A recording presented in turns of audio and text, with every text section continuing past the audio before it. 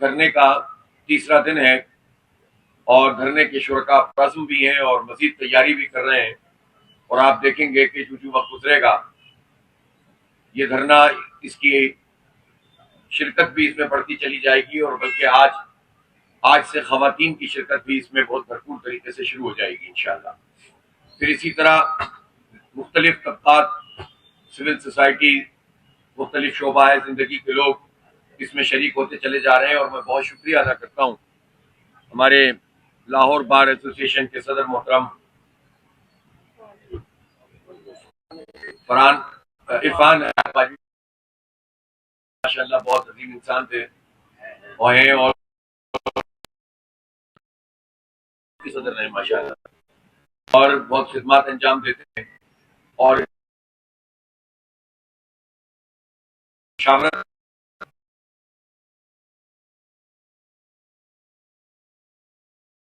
کی غرض کی یہ بات نہیں،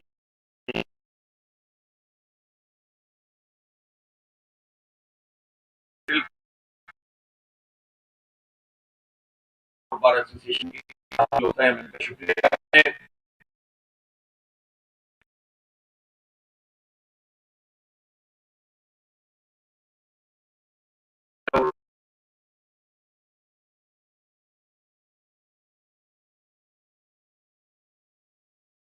معاملہ صرف دھرنوں تک نہیں،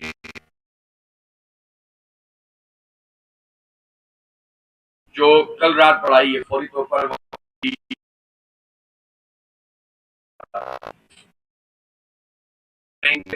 بلکہ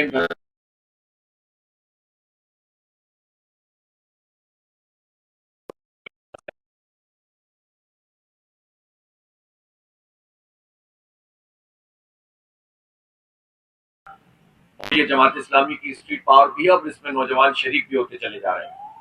اس لیے حکومت کو ایسے کسی بھی ایڈونچر سے بچنا چاہیے، اور کسی بھی صورت میں ایسا کام نہیں کرنا چاہیے جس سے عوام میں وہ غم و کے معاملات ان کے ہاتھ سے نکل جائیں۔ ہمیں کوئی اپنی ذات کے لیے چیز نہیں چاہیے، بلکہ ہم یہ چاہتے ہیں کہ یہ ریلیف لوگوں کو ملے۔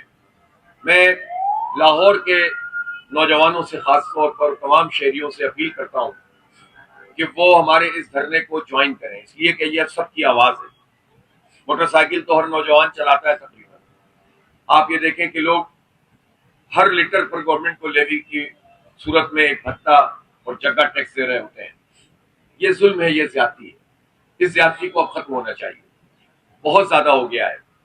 جب یہ آئی پی پیز کے معاہدے، جن کو یہ کہتے تھے ایسے معاہدے ہیں کہ جن پر گفتگو ہی نہیں ہو سکتی، جب ہم نے اپنی جدوجہد کا آغاز کیا تھا تو کسی کو پتہ بھی نہیں تھا کہ یہ کیا بلا ہے۔ لوگ سمجھتے تھے کہ چونکہ بجلی کی کمی ہے ملک میں، تو انہوں نے پرائیویٹ سیکٹر میں کچھ کمپنیوں کو بلایا، انہوں نے پلانٹ لگائے اور لوڈ شیڈنگ کو ختم کرنے کے لیے یہ پلانٹ لگ گئے، لیکن لوگوں کو نہیں معلوم تھا کہ اس کے بیچ میں کارروائی کیا ڈل رہی ہے، اور کس طریقے سے خاص قسم کے طبقے کو نوازا جا رہا ہے، اور کتنے غلط قسم کے معاہدے کیے جا رہے ہیں، اور خاص طور پر کیپیسٹی پیمنٹ کے نام پر کس طرح لوٹ مار کی جا رہی ہے۔ جب ہم نے اسلام آباد میں دھرنا اس کا اعلان کیا تو انہوں نے چاروں طرف سے اس کو بند کیا، ہزاروں لوگوں کو گرفتار کیا، لیکن ہم پھر بھی تصادم سے بچتے ہوئے ہم نے راولپنڈی میں مری روڈ پہ دھرنا دیا۔ پہلے دن، دوسرے دن، تیسرے دن حکومت ماننے کے لیے تیار نہیں تھی کہ کوئی بات چیت بھی ہو سکتی ہے، اور کسی آئی پی پی سے ہم کوئی بات کر سکتے ہیں، وہ کہتے تھے کہ یہ ہو ہی نہیں سکتا، آپ کو پورا ریکارڈ اٹھا کر دے دیجئے۔ لیکن پھر ہمارے اس دھرنے کی برکت سے، عوام کی طاقت سے، اللہ کی مدد سے ہم نے حکومت کو جھکنے پر مجبور کیا۔ انہوں نے ہم سے مذاکرات کیے، انہوں نے ہم سے معاہدہ کیا۔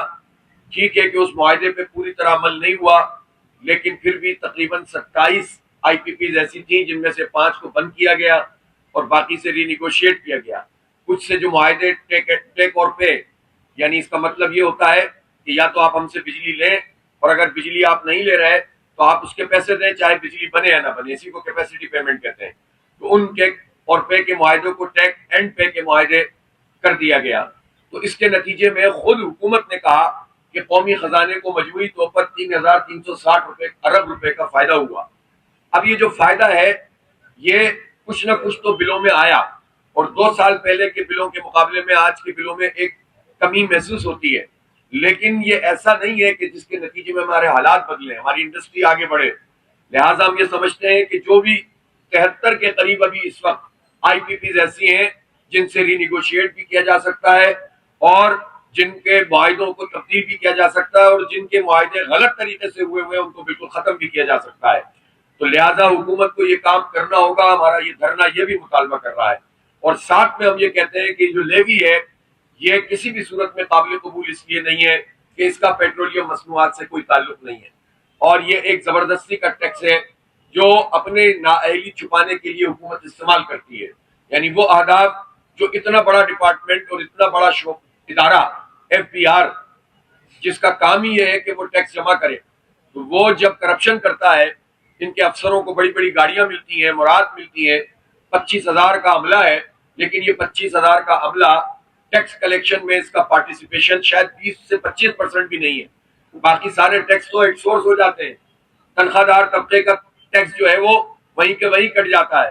جو ٹرانزیکشن ہوتی ہے، جو سروس کے چارجز ہوتے ہیں، اس کا ٹیکس ہوتا ہے، وہ ایک سورس جو ہے وہ کٹ جاتا ہے جس کو انڈائریکٹ ٹیکسیشن کہتے ہیں. اسی طریقے سے آپ یہ دیکھیں کہ یہ بجلی کے بلوں میں ٹیکس لگا کر دے دیتے ہیں. یہ اسی طرح جو پیٹرول ہے اس کی لیوی بھی اور اس کے علاوہ بھی ٹیکس لگا کر آپ کو دے دیتے ہیں. یہ گیس میں بھی ٹیکس لگا کر دے دیتے ہیں. یہ فیول ایڈجسٹمنٹ چارجز کے نام پر بھی آپ سے پیسے وصول کرتے ہیں.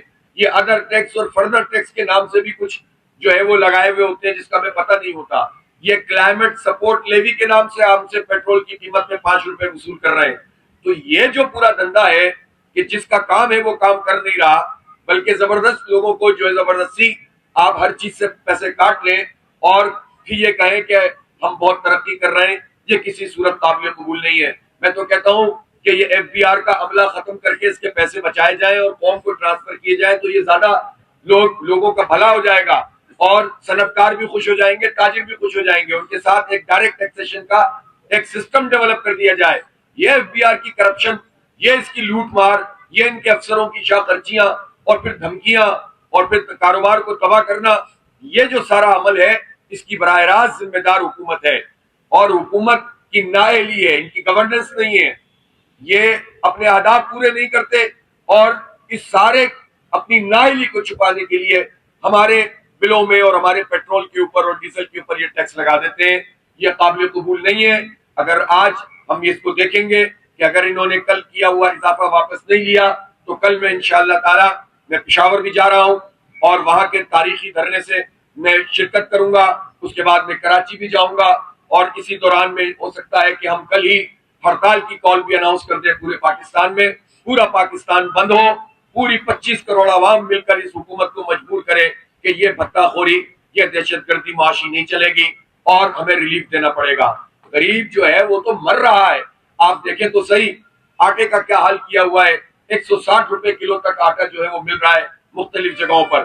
روٹی 20 روپے اور 25 روپے کی عام غریب آدمی کو ملتی ہے. لوگ کیا کھائیں جبکہ کسان کو پیسے پورے نہیں دے رہے. کسانوں کا حال یہ ہے کہ ہر فصل کے بعد وہ مقروض ہوتے چلے جا رہے ہیں. عام کاشتکار ہیں بیچارے، چھوٹا چھوٹا اپنا کام کرتے ہیں اور ان کو مہنگی مہنگی ڈی اے پی اور یوریا اتنی زیادہ ان کی قیمتیں ہو گئی ہیں. آپ پورے خطے میں دیکھیں، آپ انڈیا میں دیکھیں، آپ بنگلہ دیش میں دیکھیں، آپ اور جگہوں پہ دیکھیں تو آپ کو پتا چلے گا کہ 4 5 10 گنا زیادہ، یعنی 1000% زیادہ ریٹ ڈی اے پی کے اور یوریا کے پاکستان میں ہیں. یہ کون سی سائنس ہے بھائی؟ یہ کون سا طریقہ ہے لوٹ مار کرنے کا؟ تو زراعت کا بھی بیڑا غرق ہو رہا ہے. اور اس کے ساتھ ساتھ آپ دیکھیں نا کہ حکومت کا کام کیا ہوتا ہے. حکومت جب ٹیکس لیتی ہے تو اس کا کام ہے لوگوں کو تعلیم دینا. آئین میں لکھا ہوا ہے کہ 16 سال تک کی عمر کے بچوں کو میٹرک تک فری ایجوکیشن اور کوالٹی ایجوکیشن دینا آئین کی روح کے مطابق حکومت کی ذمہ داری ہے. لیکن جب یہ فری ایجوکیشن کا نام لیتے ہیں تو سرکاری اسکولوں کا بیڑا غرق کر دیتے ہیں تاکہ وہاں پر تعلیم اس طرح کی ملے ہی نہیں کہ لوگ کمپٹیشن میں آگے آئیں اور تعلیم کو خریدنا پڑتا ہے. مجبوری میں پرائیویٹ سیکٹر کی طرف لوگ جاتے ہیں اور پھر اس میں بھی کیٹیگریز ہوتی ہیں. پرائیویٹ سیکٹر بھی کیا کرے؟ اگر وہ اچھی فیس وصول نہیں کرے گا تو پڑھائی کیسے ہوگی؟ ٹیچرز کو کیسے دیں گے؟ تو جو بوجھ پرائیویٹ سیکٹر نے 40-50% تقریباً اٹھایا ہوا ہے وہ بھی پھنسا ہوا ہے اور اس کے ساتھ ساتھ سرکار بھی اپنا کام نہیں کر رہی. اور خاص طور پر پنجاب میں تو بدترین صورتحال ہے. 11,000 اسکول مریم نواز بیچ چکی ہے، آؤٹ سورس کر چکی ہیں اور اب وہ کہتے ہیں کہ ہم 25,000 اسکولوں کو آؤٹ سورس کریں گے. ایک طرف جو سرکاری اسکول ہے یہ کہہ کر کہ یہ چل نہیں رہے اس لیے ہم آؤٹ سورس کر رہے ہیں. تو بھائی چل نہیں رہے تو آپ کیوں چل رہے ہیں ساتھ؟ جو حکومت تعلیم کو نہیں چلا سکتی اس کو حکومت کرنے کا کیا اختیار ہے, کیا حق حاصل ہے کہ قوم کے بچوں کو جو نہیں پڑھا سکے وہ اسکول بیچنے کے بجائے ان کو جو ہے یہاں سے روانہ ہو جانا چاہیے, بجائے اس کے کہ وہ ان کو آؤٹ سورس کر کے بیڑا غرق کرتے رہیں. اور ہم دیکھ رہے ہیں 87% وہ اسکولز ہیں جن کو آؤٹ سورس کیا گیا اور وہ اپنا جو معاہدہ تھا اس کے مطابق انہوں نے عمل نہیں کیا. تو تعلیم یہ دے نہیں رہے, علاج کی سہولت دے نہیں رہے, روٹی یہ سستی نہیں دے رہے, زراعت کا انہوں نے بیڑا غرق کر دیا. پنجاب میں گزشتہ 5-6 سال میں 41% غربت میں اضافہ ہوا ہے. چاروں صوبوں میں پرسنٹیج کے لحاظ سے بھی اور نمبرز کے لحاظ سے بھی سب سے زیادہ غربت میں اضافہ پنجاب میں ہوا ہے.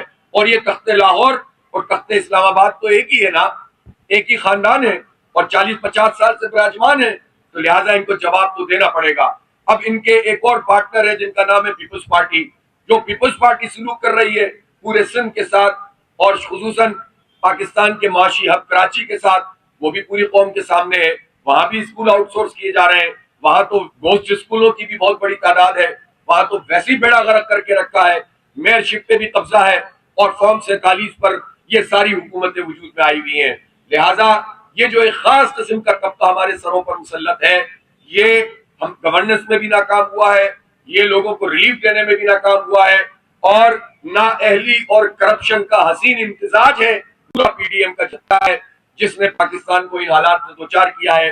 ان کو لانے والوں کے لیے بھی بہت بڑا سوالیہ نشان ہے کہ یہ آپ کیا ارینجمنٹ کرتے ہیں, آپ سیدھا سیدھا حکومت کیوں نہیں چلنے دیتے, آپ عوام کی رائے کا احترام کیوں نہیں کرتے, آپ ایسے لوگوں کو کیوں مسلط کرتے ہیں جو سسٹم کو تباہ کر کے رکھ دیتے ہیں اور لوگوں کو کوئی ریلیف نہیں دیتے.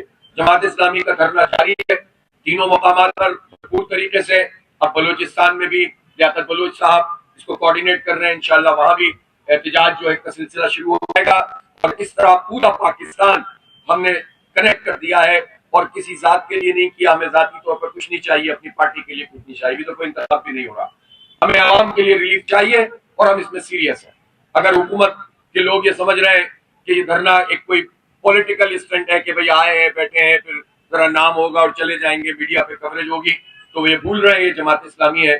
ہم ان سب چیزوں سے بالا تر ہو کر عوام کے ریلیف کے لیے کام کر رہے ہیں, اور اللہ نے چاہا تو انشاءاللہ جس طرح آئی پی پیز کے خلاف جدوجہد کے نتیجے میں ایک سگنیفیکنٹ فرق محسوس ہوا ہے اور مزید کے لیے ہم کام کر رہے ہیں, اسی طرح پیٹرولیم لیوی بھی ختم کرنی پڑے گی. اور ہمارا اب بھی مطالبہ ہے کہ 225 روپے پہ پیٹرول کی قیمت کو لایا جا سکتا ہے, جسٹیفائیڈ ہے, یہ اضافی ٹیکس ختم کیے جائیں.